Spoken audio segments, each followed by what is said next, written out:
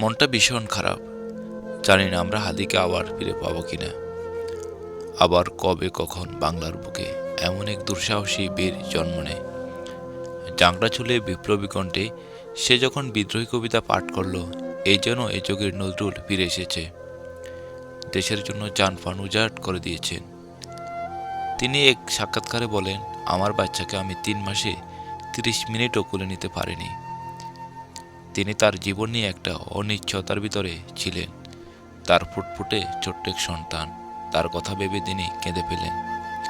কতজন কতবার নিরাপত্তার কথা সতর্ক করেছেন, কিন্তু তিনি নির্ভীক, মৃত্যুঞ্জয়ী। তিনি বলেন, একজন রাজনীতিবিদের জন্য বাসায় মিত্র হওয়া ভালো কিছু নয়। যিনি রাজনীতি করেন, যিনি লড়াই করেন, যিনি বিপ্লবী, যিনি সংগ্রামী, তার মৃত্যুটা হবে একটা সংগ্রামের মধ্য দিয়ে রাজপথে একটা গোলরের মৃত্যু। জুলাই বিপ্লবের পর স্বয়ং অনেক জুলাই যোদ্ধা যখন নিজেদের স্বার্থ উদ্ধারে বিভোর, ঠিক তখন নিজেকে বিক্রি করেননি হাদি।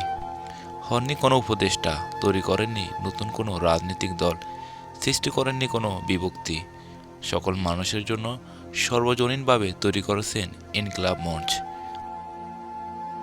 জুলাই বিপ্লবের মাধ্যমে অল্প দিনে কোটি কোটি মানুষের হৃদয়ের মণি হয়ে ওঠেন ওসমান হাদি। তিনি যেমন বিপ্লবী, তেমনি শিশির ভেজা তুলতুলে ঘাসের মতো নরম। তার প্রতিটা কথা মানুষের হৃদয় ছুঁয়ে যায়। তার মাথায় আঘাত নয়, এই জন্য বাংলাদেশের মানচিত্রে আঘাত করা হয়েছে। যতদিন বাংলাদেশ থাকবে, ততদিন শরীফ ওসমান হাদি মানুষের মাঝে বেঁচে থাকবেন। এই হাদিরা বারবার জন্ম নেয় না, এরা একবার জন্ম নেয়। শরীফ ওসমান হাদির জন্য দোয়া রইল, আল্লাহ যেন তার সুস্থতা দান করে।